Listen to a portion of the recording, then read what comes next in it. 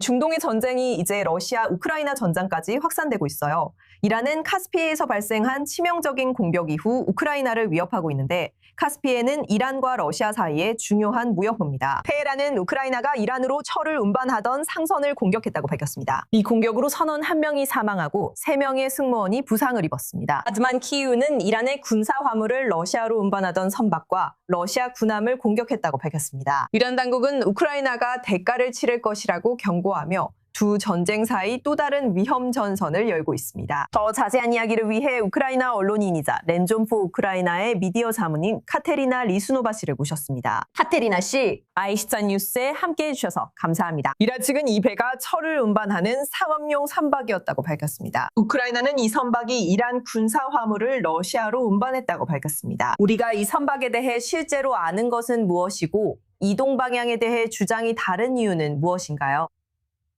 우선 저를 초대해 주셔서 감사합니다, 니콜. 그리고 여러분의 시청자들과 이렇게 생방송으로 함께하게 되어 정말 기쁩니다. 질문으로 다시 돌아가서 솔직하게 그리고 기자로서 객관적으로 말씀드리자면 이 경우에는 솔직히 말씀드리면 저나 당신이나 추측밖에 할 수 없습니다. 이런 상황에서는 국제적인 조사가 이루어져야 하고 객관적이고 이해관계가 없는 국제기구가 있어야 합니다. 이 사건을 조사할 제3자가 필요합니다. 이 제3의 기구는 유엔이나 또는 이 사건을 객관적이고 독립적으로 조사할 수 있다고 주장할 수 있는 다른 어떤 기구가 될 수도 있습니다. 이런 조사를 위해서는 당사자 중 한쪽에서 요청이 있어야 합니다. 그리고 이란이 군이 개입하지 않았다고 주장한다면 그것은 그 배는 러시아로 무기를 운반하지 않았고 우크라이나와 키이우가 주장한 것과는 다른 방향으로 이동하고 있었다고 말할 수 있습니다.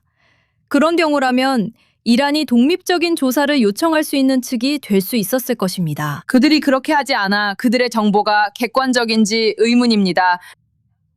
또한 우리가 역사를 참고할 수도 있습니다. 우리는 이란이나 러시아 모두 어떤 사건이든 독립적인 기관이 조사하도록 허락하거나 독립적인 조사관이 참여하도록 한 적이 없다는 것을 알고 있습니다. 그래서 이것도 큰 의문입니다. 그들이 우리 시청자들이 진실을 알 수 있게 실제로 누가 이 배에 있었고 무엇을 운반했는지 밝힐 의지가 있을까요?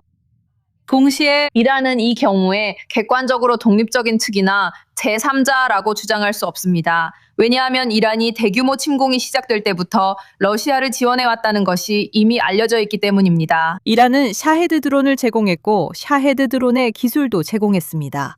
이 드론들은 지금도 밤낮으로 우크라이나의 민간 목표물을 계속해서 공격하고 있습니다. 러시아도 마찬가지입니다. 이것은 미국 정보기관과 많은 다른 독립적인 소식통에 따르면 러시아는 이란에 정보를 제공해왔습니다.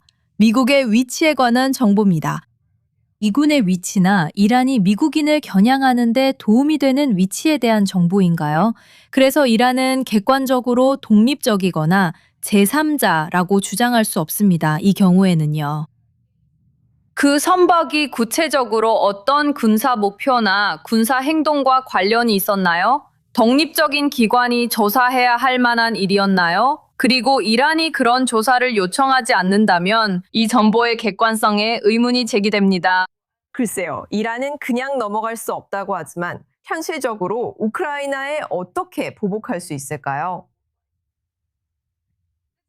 좋은 질문이에요. 이란은 처음부터 관여했고 러시아가 우크라이나를 공격하는 데 많은 도움을 줬으며 우크라이나는 이 대규모 침공을 극복해 오고 있으니까요.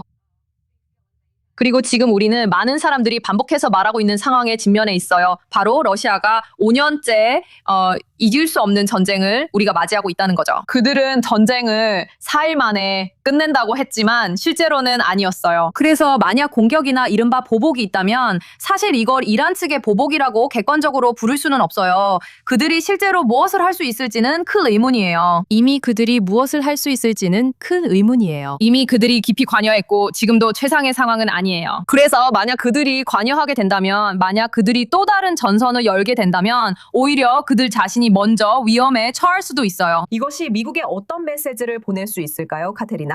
나토 동맹국으로서 그들은 트럼프 대통령이 이란에 맞서 군사적으로 지원하는데 꽤 소극적이었잖아요. 우크라이나가 이란 문제를 도와줄 테니 러시아 문제를 도와달라고 협상 카드로 쓸 수 있을까요? 우크라이나는 사실 이미 돕고 있어요. 미국도 이미 동맹국들을 돕고 있고요. 그리고 이미 여러 중동 국가들과 시작된 드론 거래에 대해서도 알고 계시죠?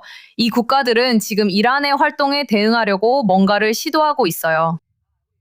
지금 벌어지고 있는 이 전쟁과 관련해서요. 그래서 우크라이나는 이미 돕고 있었고 항상 도움을 줄 준비가 되어 있었어요. 하지만 실제로 이 상황이 보여주는 것은 다시 한번 우크라이나 기술이 특히 드론 전쟁 분야에서 우크라이나가 러시아에 대한 군사 지원으로 간주할 수 있는 어떤 활동도 안전한 장소가 없을 만큼 드론 기술이 발전했어요.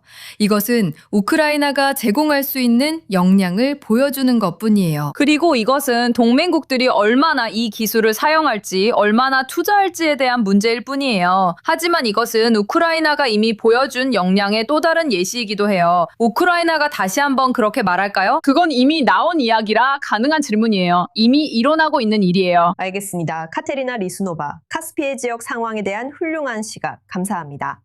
I24 뉴스 출연도 감사드립니다. 졸려주셔서 감사합니다.